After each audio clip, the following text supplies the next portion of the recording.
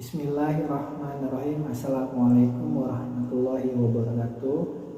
Perkenalkan, nama saya Eko Junianto. Saya adalah mahasiswa program studi Hukum Ekonomi Syariah Sekolah Tinggi Agama Islam Darul Wahid. Pada kesempatan kali ini saya akan memaparkan tentang sistem hukum di Indonesia. Semoga apa yang nanti akan saya paparkan dapat menambah pengetahuan kita semua. Baik, saya akan mulai pemaparan saya dengan definisi dari sistem hukum. Apa sih yang dimaksud sistem hukum? Sistem diartikan sebagai jenis satuan yang dibangun dengan komponen-komponen sistemnya yang berhubungan secara mekanisme fungsional yang satu dengan lainnya untuk mencapai tujuan sistemnya. Sementara hukum dimaknai sebagai seperangkat kaidah dalam bentuk peraturan yang mengatur tingkah laku manusia dalam kehidupan yang bersifat memaksa dan mengikat. Berisi larangan dan perintah yang wajib dipatuhi dan ada sanksi bila melanggarnya. Dengan demikian, sistem hukum adalah suatu kesatuan yang terdiri dari unsur-unsur yang mempunyai interaksi satu sama lainnya dan bekerja sama untuk mencapai tujuan kesatuan tersebut.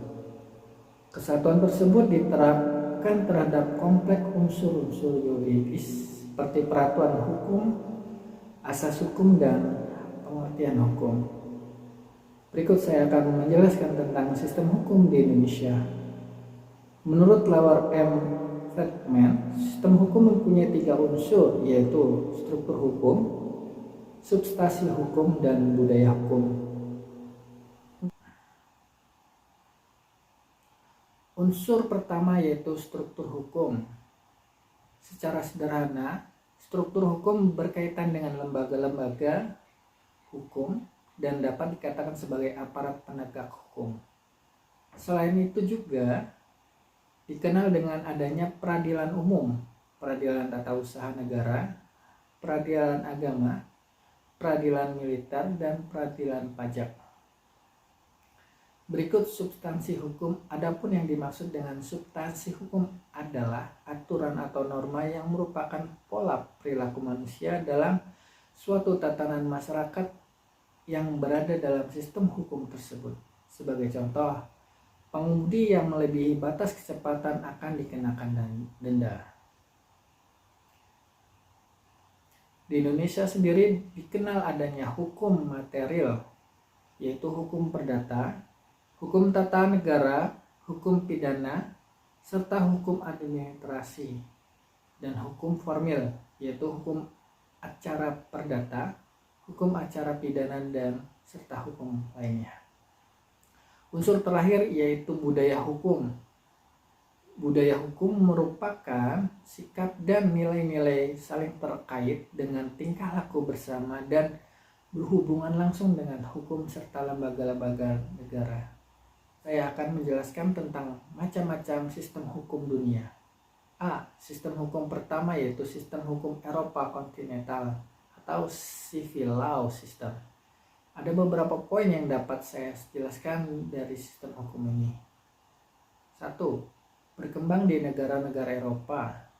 2. Dikatakan hukum Romawi karena sistem hukum ini berasal dari kodifikasi hukum yang berlaku di Kekaisaran Romawi. 3. Kodifikasi hukum ini merupakan kumpulan dari berbagai kaidah hukum yang ada sebelum masa Justinianus dan disebut Corpus Juris Civilis. 4. Corpus Juris Civilis dijadikan prinsip dasar dalam perumusan dan kodifikasi hukum di negara-negara Eropa daratan seperti Jerman, Belanda, Prancis, Italia, Amerika Latin, Asia termasuk Indonesia pada masa penjajahan Belanda. 5. Artinya adalah menurut sistem ini sebuah hukum kodifikasi sebagai dasar berlakunya hukum dalam suatu negara. 6. Prinsip utama prinsip dasar sistem hukum Eropa kontinental ialah bahwa hukum ini memperoleh kekuasaan mengikat karena merupakan peraturan yang berbentuk undang-undang yang tersusun secara sistematis dan kodifikasi. Kepastian hukumlah yang menjadikan tujuan hukum. Kepastian hukum dapat terwujud apabila segala tingkah laku menjadi tujuan hukum. Kepastian hukum dapat terwujud apabila secara tingkah laku manusia dalam pergaulan hidup diatur dengan peraturan tertulis, misalnya undang-undang. Dalam sistem hukum ini dikenal suatu adigum, yaitu berbunyi tidak ada hukum selain undang-undang. Dengan kata lain, hukum selalu diidentifikasikan dengan undang-undang. 7. Peran hakim dalam sistem Eropa kontinental, bahwa hakim dalam hal ini tidak bebas dalam menciptakan hukum baru, karena hakim hanya berperan menetapkan dan menafsirkan peraturan-peraturan yang ada berdasarkan wewenang padanya. B. Sistem hukum kedua yaitu sistem hukum Anglo-Saxon atau Common Law System. B. Sistem hukum kedua yaitu sistem hukum Anglo-Saxon atau Common Law System. Sistem hukum Anglo-Saxon adalah sistem hukum yang berkembang sejak abad ke-16 di Inggris. Dalam sistem Anglo-Saxon tidak dikenal sumber hukum baku dan tertulis sebagai dikenal dalam Civil Law System. Menurut Common Law System, sumber hukum tertinggi merupakan kebiasaan masyarakat yang dikembangkan di pengadilan atau lebih menjadi keputusan pengadilan. Menurut Common Law System, sumber hukum tertinggi merupakan kebiasaan masyarakat yang dikembangkan di pengadilan. Sumber hukum yang berasal dari kebiasaan inilah yang kemudian menjadi sistem hukum. Ini disebut Common Law System, yang artinya hukum tidak tertulis. Perbedaan paling spesifik antara Common Law System dan Civil Law System terletak pada sumber hukum positif, yakni dalam Common Law System sumber utamanya adalah putusan. Beberapa negara yang menganut sistem hukum Common Law atau Anglo-Saxon adalah Inggris, India, Afghanistan, Australia, Kanada, Fiji, dan lainnya. C. Sistem hukum ketiga yaitu sistem hukum adat. Sistem hukum adat hanya ada dalam kehidupan sosial di Indonesia. Istilahnya hukum adat berasal dari bahasa Belanda. Adatrecht dipopulerkan oleh seorang profesor bernama Snodgrass. Hukum adat adalah hukum yang hanya berlaku di Indonesia dan bersumber dari nilai dan norma yang ada di tengah masyarakat. Pada sistem hukum adat tidak tertulis dan dibentuk dari kesepakatan normal yang ada di masyarakat. Oleh karena itu, pemuka adat berperan sangat penting dalam sistem hukum ini. Pemuka adat dianggap sebagai orang yang paling mampu menjalankan dan memelihara peraturan adat.